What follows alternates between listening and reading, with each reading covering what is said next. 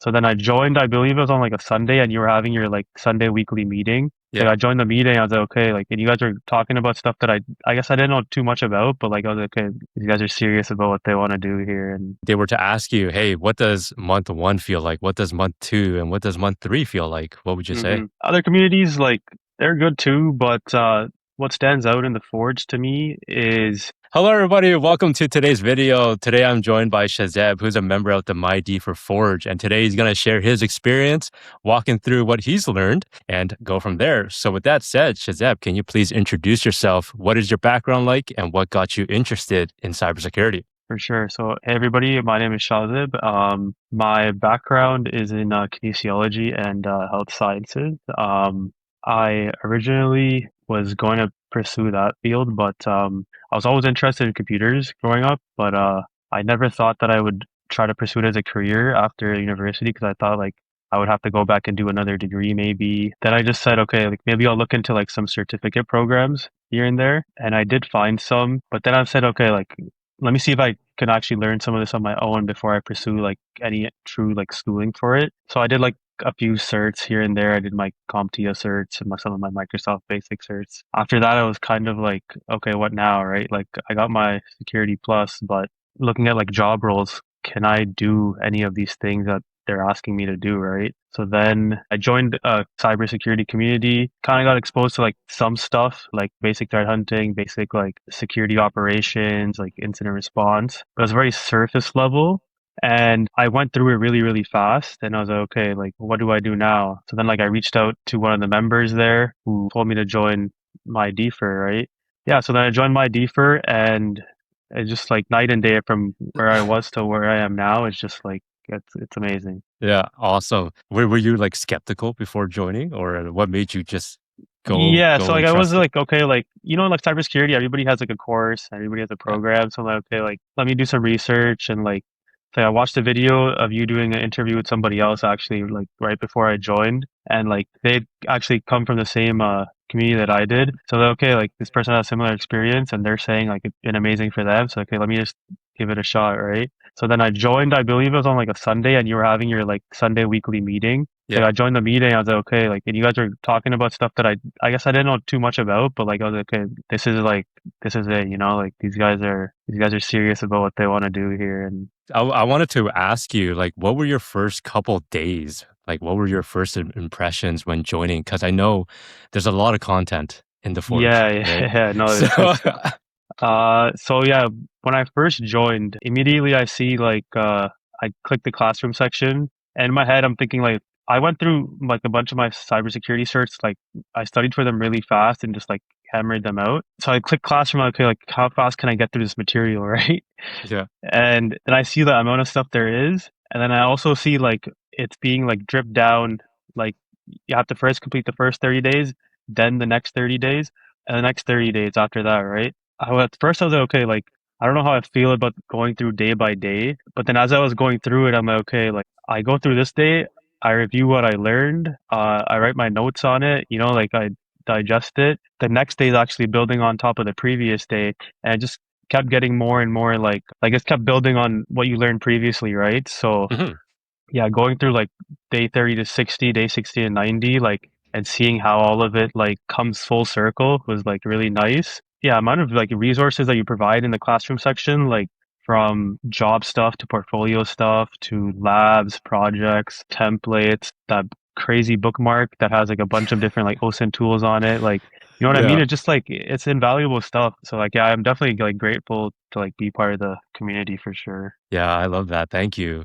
You are actually one of the members who've completed the 90-day SOC Okay, Accelerator program. nice. And I want to know, like, if somebody listening in, they were to ask you, hey, what does month one feel like? What does month two and what does month three feel like? What would you say? hmm I would say month one feels like you're learning a lot of the theory to build on month two and month three. So you're taking down a lot of information, you're learning frameworks, you know what I mean? Like you're learning Yeah. MITRE, you're learning like the CIA triad, the pyramid of pains, you're learning all your frameworks, you're learning what like IOCs are, IOAs are. So when you get to month two and month three, and when you're actually doing these labs now, you know how you can apply those frameworks, you know how you can look for those IOCs when you're going through these labs, right? Month two, yeah, so you start doing a lot of labs around that stuff, and then month three is I think when like it kicks into like fifth gear. You know what I mean? Like you get to the stuff where I like enjoyed the most with like the static analysis, the dynamic analysis, using like the OLE tools on like the PDFs and the Word files and stuff like that. So to me, those last 30 days, that's like the whole thing right there. You know, like from month one to end of month two, like you're learning and building, and then you start applying all of that in month three. And by the end of it, you're like, wow, like crazy amount of information. Yeah.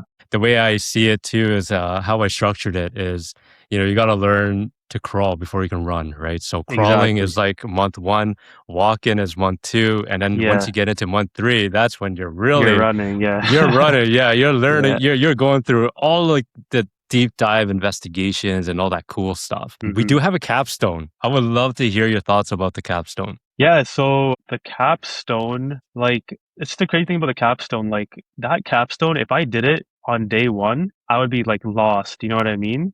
Yeah. But after going through the 90 days, like, I felt so comfortable just going through that and knowing like where to look, where to find the information, how to tie things together, just investigating different event IDs and like knowing how to read the command line, what suspicious looks like. Right. That was another thing that like I was very like I didn't really understand too well. It was just like I could look at something, but okay, how do I know it's necessarily evil? Right. Right. So after doing the capstone, I was okay, evil, evil, evil. It was just like, yeah, just it's really good doing the getting the capstone done, and there's a sense of accomplishment too, right? Because like I finished the 90 days, and finished the capstone, and I'm like, okay, like it was a nice accomplishment, like milestone to hit, in my opinion. Yeah. Yeah, Now, when you're looking at logs, you can now be like, okay, this doesn't look right. yeah, what what kind of investigative questions can I ask to now pivot and go through the MITRE, right? Go through the yeah. framework and see what else can you find from it. Now, in the Forge, we do have a SOC simulator. This is Uh-huh. a environment where members like yourself get access to Microsoft XDR and also Splunk. Now, I know that you and another member have been really tackling this quite, I would say, I don't know, every day. You can correct me if I'm wrong, but Yeah, yeah, every day. Yeah. yeah, I would love to hear your experience and your thoughts about that simulator. Yeah, so the SOC sim is like a full-time job. Uh, yeah, our or my experience with that, like I would say anybody watching this, first thing you should do is go through like Steven's guide on how to approach the sim, right? Then there's also a few like replays of people investigating alerts in the simulator. So yeah, my experience with it, like the MDE side, the Maple Tax Solution side, I had gone through some of the Defender stuff through the 30-day SOC Microsoft challenge. So I was a little bit familiar with it, but when it came to going through like incidents and alerts, I wasn't too experienced with that. So yeah, I really just like tackled my first alert there. I want to say it might have been like a brute force alert. Then I put my report out for feedback. I got some feedback on it. I know I went and reworked it after that, but yeah, a lot of it was just like following templates that you put out, right? For like Mhm. triaging alerts. So now anytime like I open up an alert, I'll ask myself like, why is this alert triggering? Who caused it to trigger? Like who is the person behind it? What was affected? I'll ask like, is this still going on? So like these are all questions I want to now answer in my summary, right? Yeah. To present to the reader. The same thing for KCD. Like I wasn't too experienced with the Splunk side of things, but after going through a bunch of those alerts, like it is a bit different than MDE. MDE kind of like gives you a lot more information, whereas Splunk is like, here's the basic stuff, go Yeah. like hunt. So I do appreciate Splunk for that. But yeah, just getting the reps in like triaging and building like those connections and patterns in my head on how to investigate a certain alert, asking the right questions, like knowing, okay, this fired, this and this happened. Now, what can I recommend, right? Like, what recommendations could I make to the person reading this? How can I make sure I'm speaking to the client in a way that they understand, right? That was another thing. Sometimes I get like too technical because I'm like excited about like researching how this vulnerability is being exploited, right? Yeah. So now I'm explaining like how this process loads into this process, something happening here, and I want to explain like all the technical details behind it. So like learning how to speak to a client in a way that they can understand it's another big thing that I think triaging helps you build those skills because you're constantly putting out reports, and then you're getting feedback on those reports, and you know how to continuously refine. I love that you mentioned, when you're taking a look at an alert, you're asking a lot of these questions. You're not just jumping straight into it. You're trying Hmm. to understand, what is this alert telling me? Should it have triggered? Because that you never know, Hmm. right? At the end of the day, it's somebody Yeah. else's alert. So you need to question that. And that's exactly what you're doing. You're questioning, where should you pivot, the who, what, when, where, why, and how. You're thinking about that in your summary. And of course, the recommendations and next steps, because that's the most important thing that any kind of reader wants, right? We want to know, okay, cool, this happened, but so what, right? And being able Yeah. to put that into your report, man, I love it. I love reading the reports that you and the other members have put out. When you do put out a report, that's when I can provide you with feedback. And you For did sure. mention the Yeah. feedback portion of it. And I guess in the other communities that you've been a part of or other trainings, was there any kind of similar feedback loop? Not really. It was more so just like you post what you find, and then maybe like another community member like comments like, "Hey, you could do this." But it Mm, was never like anything like you post over here in like MyDFIR, you'll have like multiple community members like chiming in. You chime in yourself. Sometimes you tag other analysts to give their thoughts as well. And then the cool thing is because there's so many people posting reports, you can read other people's reports and see how they're doing it, right? And like you take stuff from them, they take stuff from you, and it's just like, yeah, just yeah. fosters like a good environment for everybody. Yeah, it's a Yeah. one big happy family is what is Yeah. what another member had said. Yeah, and that's exactly it. Being able to chime in, provide your thoughts, even if you're a beginner, right? Because everybody can provide something, and I think that's Hmm. really worth it. In the community, I do a lot of upskilling for the members here, and one of the events that we do monthly is the CTFs. We do a capture the flag scenario or a big event every Hmm. month, and you have done quite a bit. I would love to hear your thoughts about that and your experience. Yeah, so the CTFs, like I said before, I wasn't too strong at them, but then as I was doing more, I got better and better. And one thing I like about them is that they're very realistic in terms of like we have a client, we have a situation, we have an incident, and we need to investigate it. Another CTF platform like might make you just download like the logs and then you gotta kind of just parse through them. This is like you're actually going into a Splunk environment or a MDE environment, Yeah. and you're looking at how this stuff would appear in like a real world incident as well, right? Those have been really good. Like capture the flags are always really fun. I guess the biggest thing for me with the capture the flags is learning the different TTPs in the different CTFs. Like the way they're engineered, we are learning like the different tools that attackers might abuse, the different things we might see in the logs in the command line. And then we get to go and like if I don't understand something during a CTF, like I can go back and do some of my own research on it to get a better understanding. So that's one of the coolest things about the CTFs. Yeah. Yeah, a big part of that is Mo, right? Mohammed A, Yeah, of aka course. Yeah. Sank Logic. So Psychologic. shout out Yeah. to him for staying up to date and never sleeping. So he does a lot of Yeah. research on the latest threats and looking at all of the reports that a lot of the bigger security vendors had published. And what he does with those is that he takes it and tears it apart and creates a CTF for the MyDFIR Yes. community. So big shout out to him and making this happen. One differentiator that I think that I provide anyways is that the first place winners, they get to do a presentation. You were one of the first place winners for our previous CTFs. I believe CTF number 3 or 4. And I believe that was your first presentation. Is that correct? Yeah, it was. It was. Walk Yeah. us through. Walk us through. What did you feel? How did you feel? Did you like it? Yeah, no, I enjoyed the experience. Obviously, before I presented, I was like, it was nerve-wracking a bit, right? Because like that's my first cybersecurity related presentation, and it was on, I believe it was Emberforge Studios, right? That was the CTF. Yes. Yeah.